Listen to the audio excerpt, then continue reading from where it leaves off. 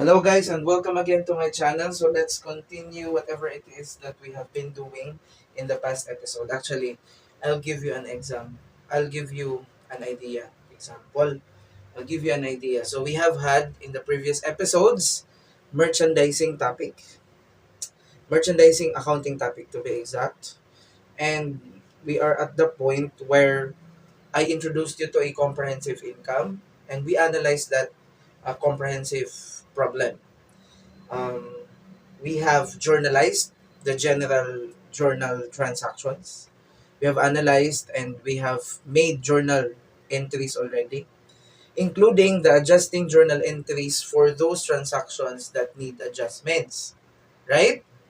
And after that, in the other video, we posted those entries to the ledger. And in another video, those things that were posted to the ledger were made into an adjusted trial balance, right? An adjusted trial balance. And after that, we completed the worksheet with some twists. That's what we did, right? And on the most recent video, we have made the financial statements. Not all of the financial statements, this yet. This is the first financial statement, but I guess it's very nice that we have had our video, separate video for this one, because actually, this is the main focal point for the financial statements because this is very different from the statement of comprehensive income versus the service entities income statement. So, again, it's very nice that we have this in a separate video. Now, we are still lacking three financial statements because we are not going to include the disclosures because the disclosures are only giving details as to the amounts that were presented in the four financial statements. Okay?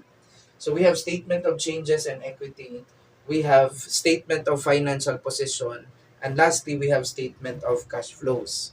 Okay? Let's first start with the statement of changes in equity. Okay? So, we are going to erase this statement of,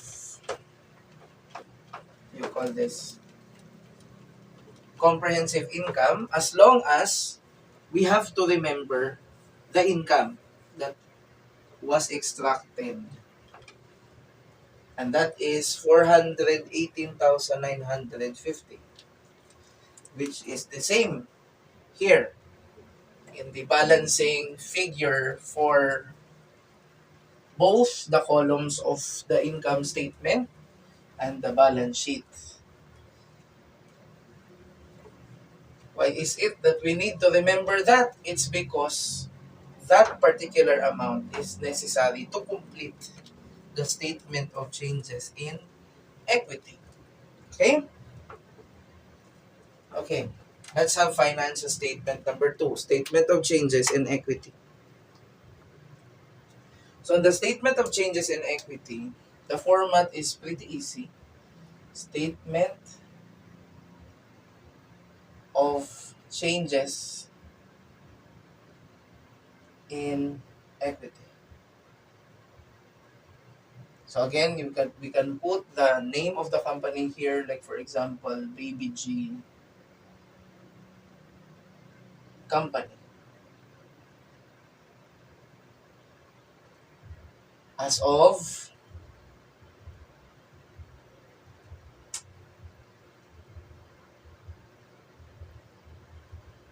December, as of December 31, 20x5.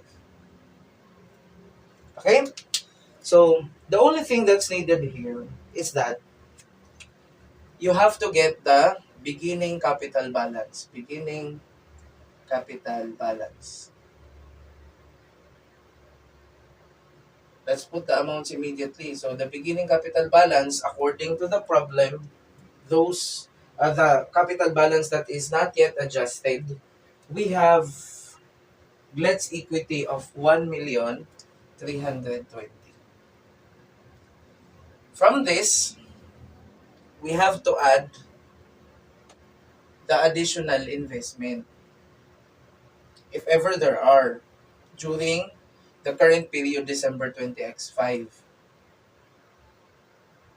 And according to the problem, if I could still remember it, and if you could still remember it because you're following the series, then we don't have any transaction just like this. We don't have any additional investment from Baby G, the owner, right? So we can put here 0. And then you have to add the profit if ever there are profits. And there is, right? We have computed that in the worksheet, and we have also formalized that one on making the first financial statement, statement of comprehensive income. And again, the profit is 418,950. So let's get the total. I'm gonna get the total. Let me see if it's still recording. Yeah. So the total is 1,320,000 plus 418,950, and we will get 1,738,950. However, there are also items that should be deducted. Like for example, if there are withdrawals by the owner, is there a withdrawal in the problem? As far as I remember, there is. So let's see. Let's confirm what is the amount. We have Glet's drawings of 20,000. Actually, that's the only withdrawal, I guess, in the problem. And then, another one, you have to less it with losses if ever there is a loss. But since there is a profit, that means there is 0 loss because only one should be present. If there is a profit, it's a profit. If there's a loss, there should be a loss. These two cannot coexist because these are summary. These two. It's the summary of revenues minus expenses. So, after that, then we will have the ending capital balance, which is a rough estimate of the claims of the owners, if ever. That's assets minus liabilities. This should be the ending capital balance. So again, 1,738,950 minus 20,000, and you are going to get 1,718,950. So this ending equity balance will become the beginning capital balance of the next period. Okay? Now let's go to the next. So that's the second financial statement. Let's move on to the statement of financial position. So on the statement of financial position, oh no, the ending capital balance again, let me write it first before we erase. The ending capital balance is 1,718,950. That's 1,738,950 minus 20,000 withdrawals. So that's very important because it is also necessary on the next financial statement.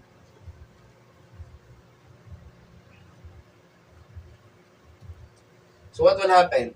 We are just to change the heading. That instead of statement of changes in equity, we will use statement of financial position. So on the statement of financial position, our focus is the preparing of financial statement as to the assets and the liabilities and the capital of the company. So we can start with the assets first. On the assets, we have the classification current assets. So on the current assets, we have cash, we have accounts receivable,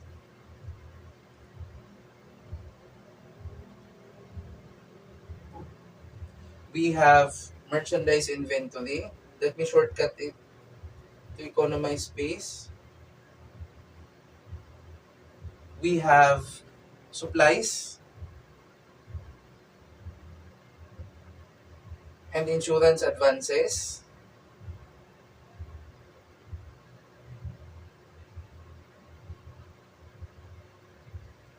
Are there any other?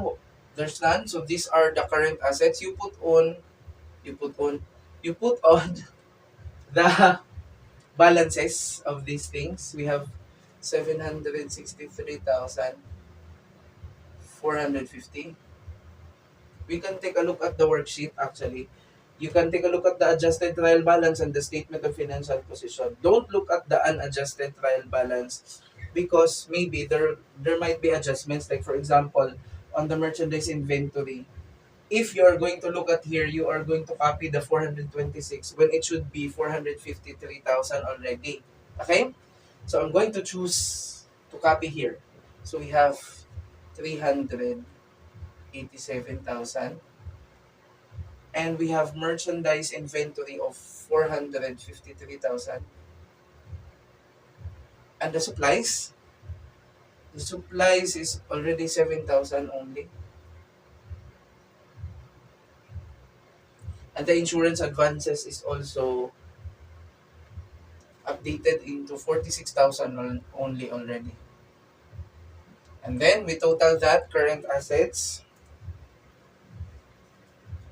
So 763,450 plus 387,000 plus 453,000 plus 7,000 plus 46,000, and we are going to get 1,656,450.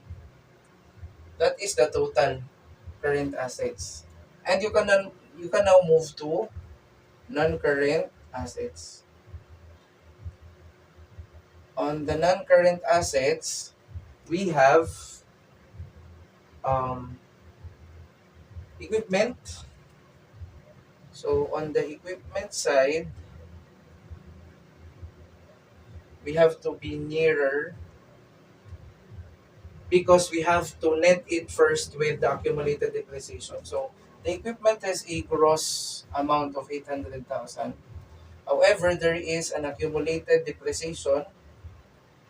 Let me shortcut for equipment, which is 200. Oh, no, no, no.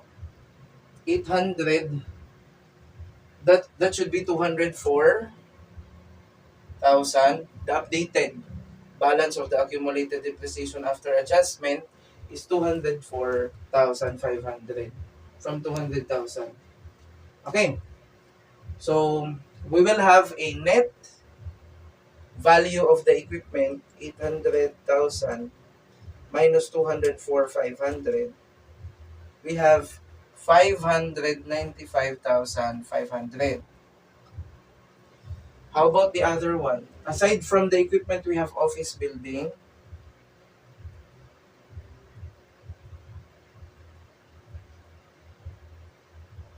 The office building has a gross amount of 900,000. However, the accumulated depreciation for building, the updated is not 250, it's 253,000.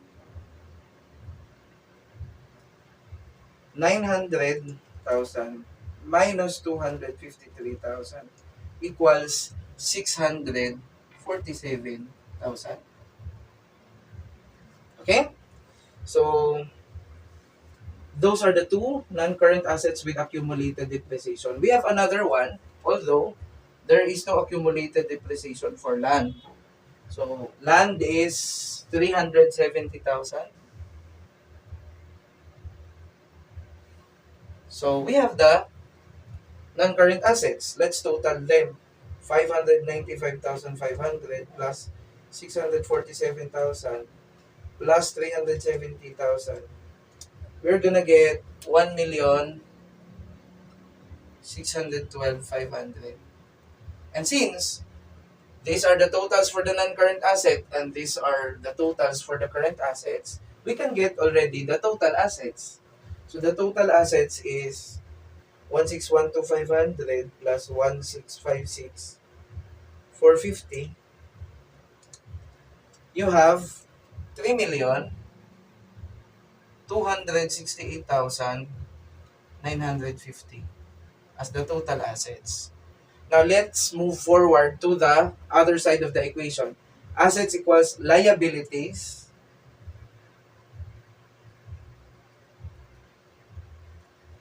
plus equity. So here, the only problem is the liabilities. Why? Because the equity is automatically this 1,718,950. Because we have already computed it in the statement of changes in equity. So let's start with liabilities. So on the liabilities aspect, we have still current liab.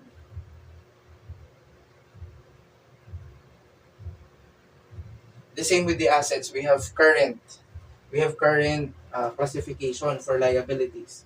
So we have, how many liabilities do we have? We have only two, I guess. So we have accounts payable, 277,000.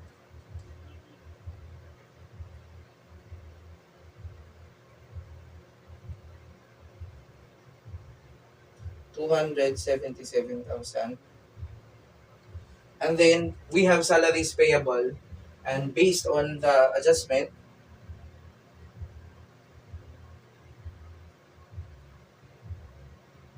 we have 73,000. All in all, our current liabilities is 277,000 plus 73,000. You have 350,000. Now let's go to the non-current liabilities. On the non-current liabilities, we only have one, loans payable. So the loans payable is how much? It's 1.2 million, still at 1.2 million. So that's the non-current liability. So we can add them all up. We have 350,000 plus 1.2. Oh no. 350,000 plus 1.2. 1,550,000 is the total liabilities. Now let's go to equity. So no need to compute for the equity because it has been detailed in the statement of changes in equity. So we just have to write the ending capital balance 1,718,950.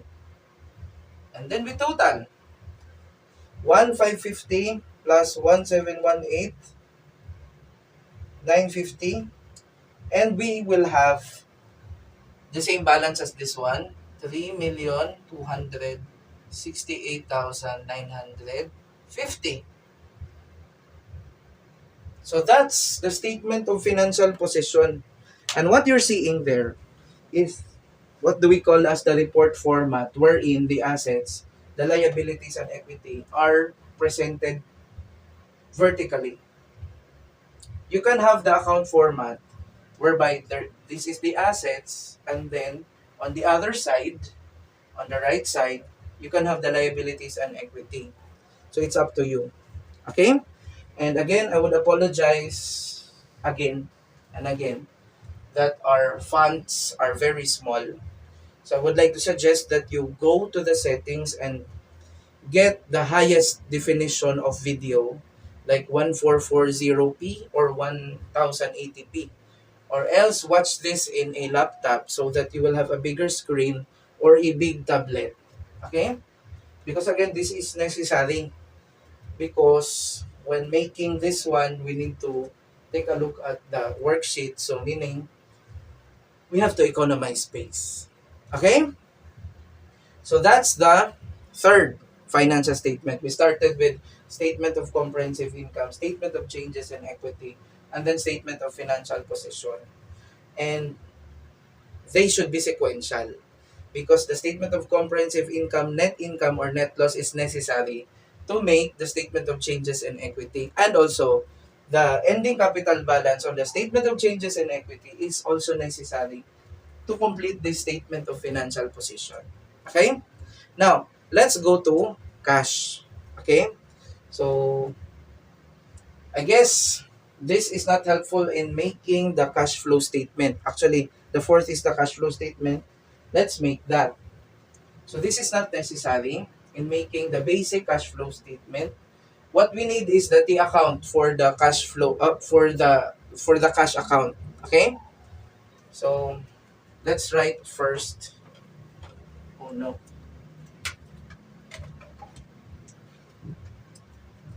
The T account for cash.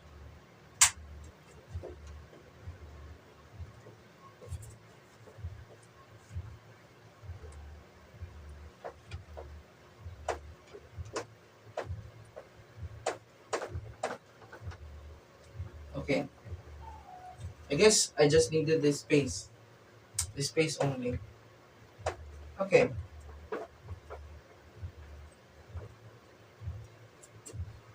Alright. So, first off, let me see what is the T account. The T account for cash, according to our past videos.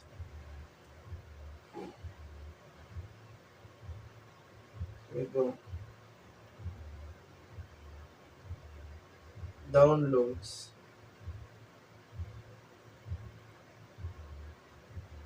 Our past video, we have a cash balance at the very beginning, that's 229,000. And then 1764, 174,600. And then 176,450. And then we have 320,100. And then 112,700. And then 2,000. And then 8,000. And then 5,000. And then 9,000. And then this totals to 763,450. Let me check again. 229, 174, 600, 176, 450, 320, 100, 112, 700, 2,000, 8,000, 5,000, 9,000. However, the problem is, we don't know what's the reason. We just know that this is the beginning balance and some other amounts we know something about them, but not all of them.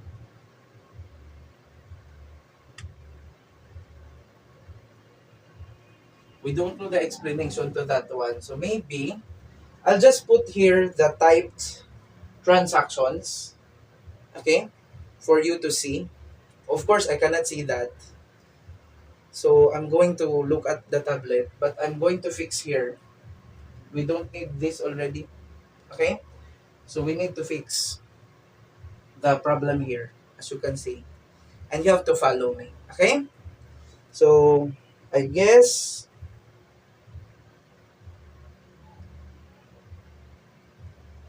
the transactions for 20x2 here, it should have been 20x5 because what I've written is 20x5. But that's just small amounts of differences than what we considered last meeting.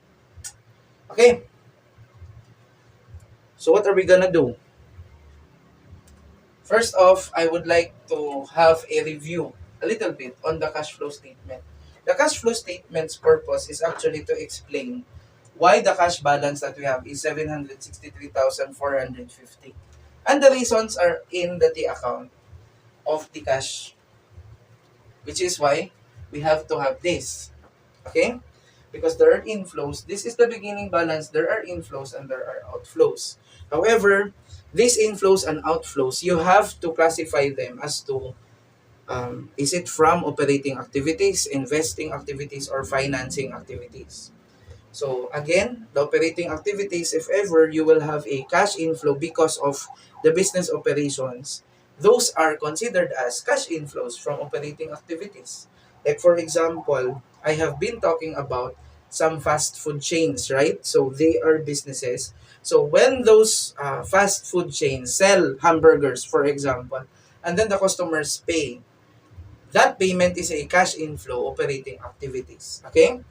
And then if ever there are cash outflows because of the operations again, and normally the expenses related to the business are related to operations like paying for raw materials or ingredients. If you pay for that, that is a cash outflow from operations.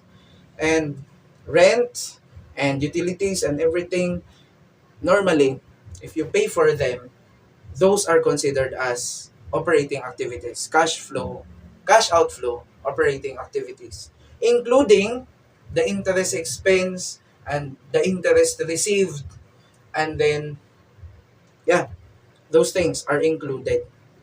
And also the dividends received by the company is also in the operating activities.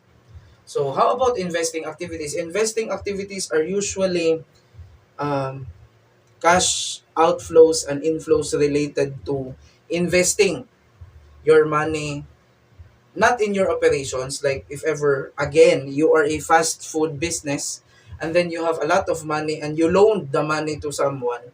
Loaning money to someone for interest is not your business operations, so that will be classified as investing activity.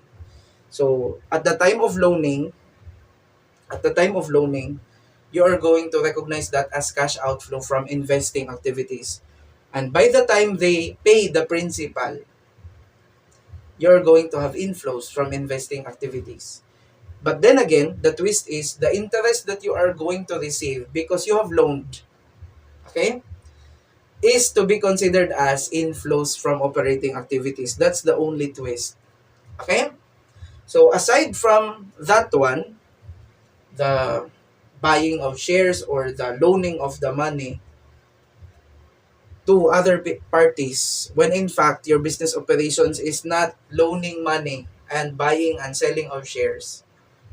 If you invest in non-current assets, that will be considered also as an investing activity. Like you buy land, you buy building, you buy equipment, something like that, transportation equipment and etc. Those are considered as investing activities. Okay?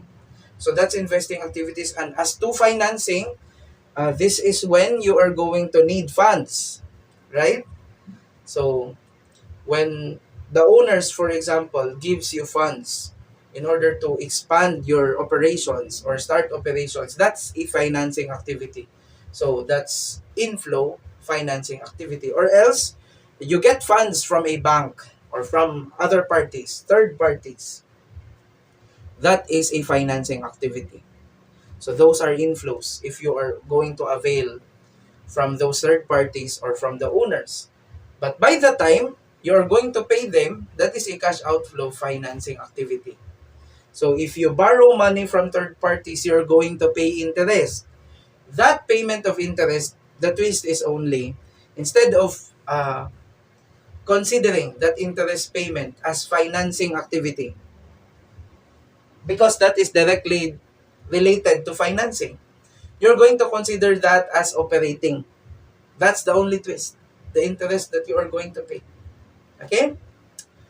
And of course, if you are going to pay dividends to the shareholders, if you are a corporation, that means you are actually getting money from the owners at first because you're going to sell those shares.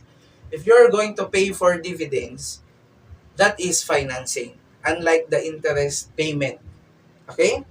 Because interest payment and interest received are to be considered as operating. Even though interest received is related to investing activity, you have to recognize it as operating.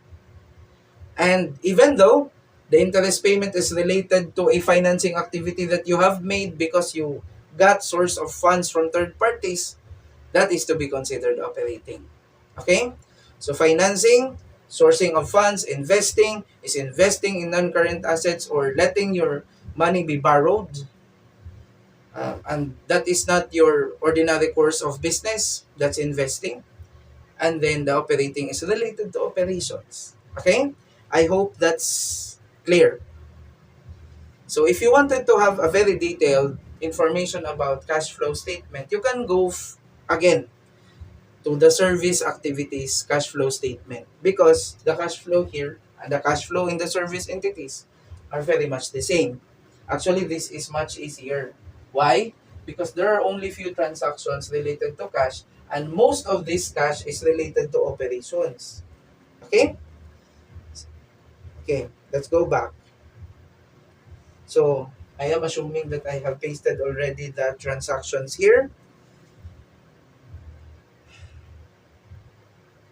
So, maybe, again, let's label them. This is beginning cash balance. You have to label that. We have to know what are these transactions first. And let's classify it into operating, investing, and financing. So we have first pay the accounts payable of 115,000. Maybe this is the ones that has been talked about here in December 1. Payment to suppliers. Because normally accounts payable is intended for payables to suppliers.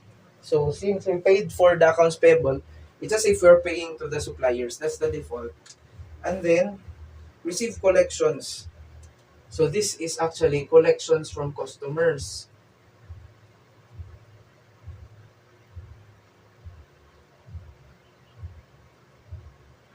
This 174,600.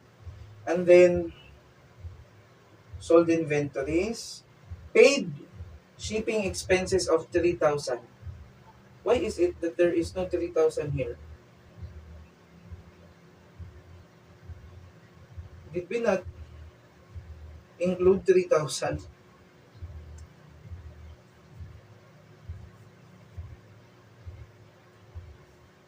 Freight in cash. Ay, BBG supplies. No, no, no. We did not pay. We are BBG company. So, the client paid for the supplies actually.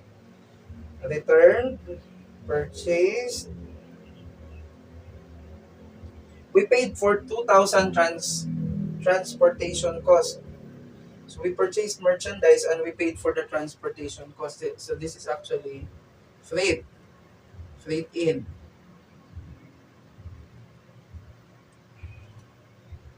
And then, interest expense. This 8,000 is interest paid.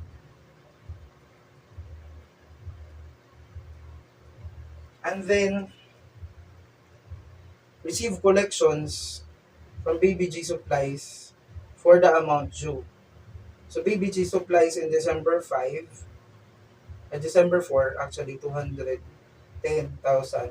But we returned 25,000. So give or take 185,000 something. 185,000. And then there is 3% discount. So maybe this is it. So this is still collection from customers. Actually, these four, these three on the debits might be collection from customers. Because on December 12, there is a merchandise sold to silk shoppers and we collected silk shoppers. So these are all collection from customers. So we are only left with two. We have paid for freight. So basically, the we paid for freight. So this is still freight. However, freight out. This is freight out because we are sellers in December 19. And this is for representation.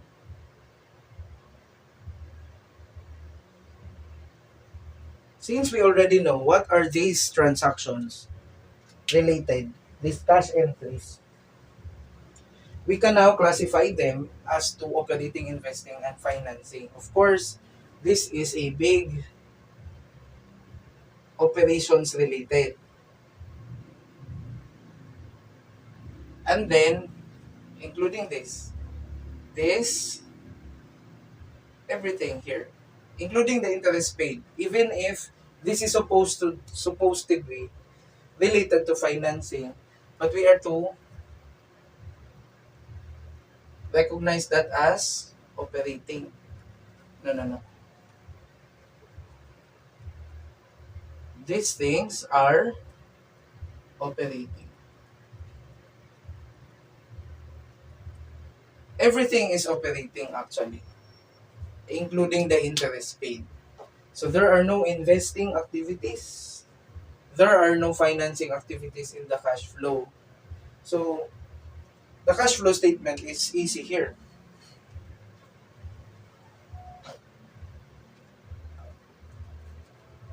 You just have to put here cash flow from operating activities.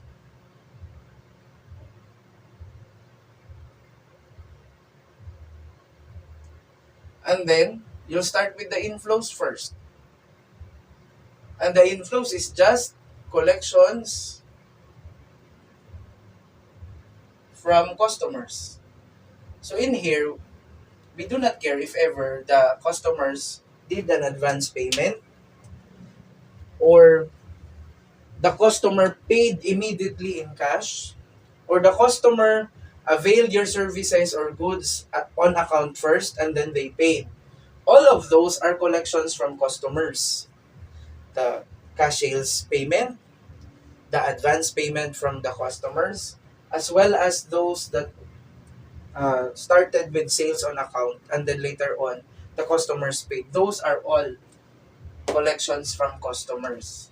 So let's get the total of these three transactions.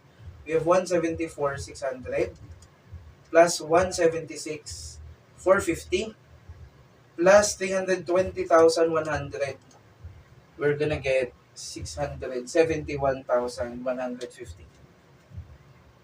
671,150. So that is the total, 671,150 for the inflows. As for the outflows, since these are all operating also, you just have to put here everything. Payment to suppliers. The payment to suppliers is 112,700. And then we have freight in, payment for freight in. We'll just have to shortcut it. So you have 2,000. You have interest paid,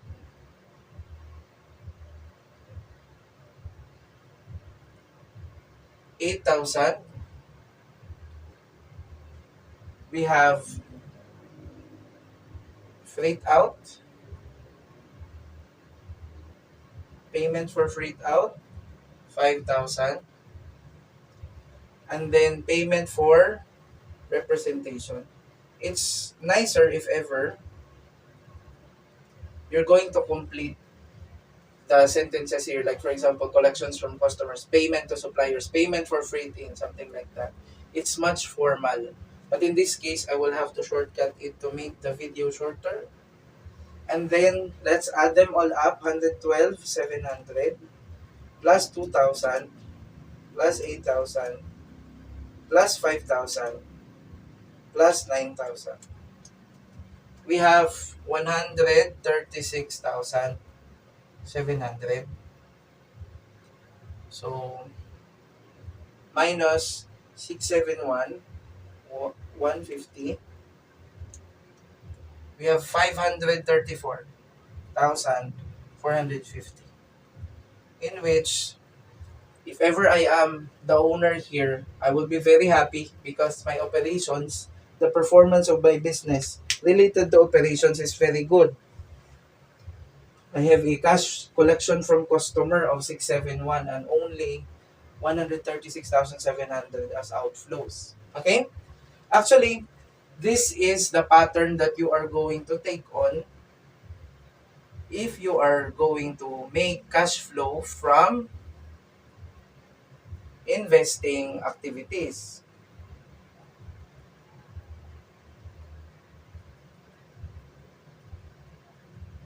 However, since we don't have any cash transaction related to investing, you put here zero. And the third part is cash flow from financing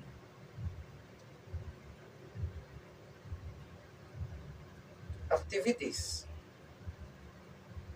So the cash flow from financing activities is zero also because we did not have any transactions here related to financing. So the last part is the cash beginning because you have to add the cash beginning in order to get the cash ending. So the cash beginning, as per the ledger still, you have 229,000.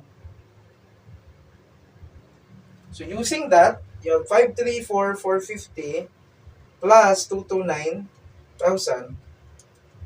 You have a cash ending balance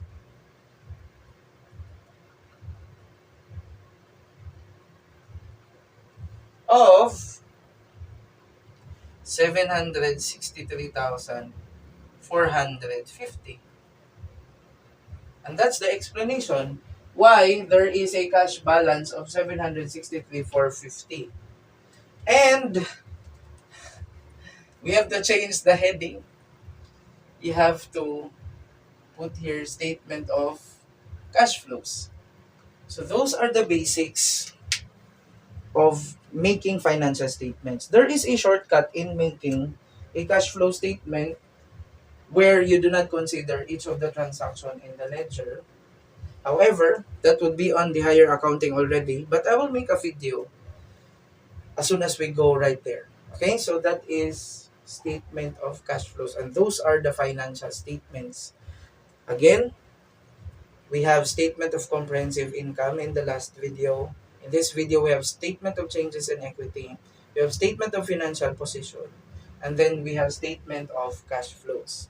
The fifth financial statement, which is the notes and disclosures, we will not discuss that already because those are just on details of the account balances that are presented in the financial statements. Like for example, this cash, 763,450, what is the composition of that? Is there a cash in bank? What bank? Is it Metro Bank? Something like that. And then on the accounts receivable, who are the customers? Who has account balances? On the merchandise inventory, what are these inventories? Are they grocery inventory? Something like that. So those are just, what do you call this? Composition, computation, and expounding of the amounts that are already present in the financial statements. Okay? So that's it for this video. Next is we are going to be on the step 7 of the accounting cycle because we are already at step 6, the preparation of financial statements. Step 7, step 8, step 9, step 10. Okay? So that's it for this video, and if it helped and if you understood, please click like, subscribe, and hit the notification bell, and you can share this to those people who needs to understand this. Okay? See you on my next one.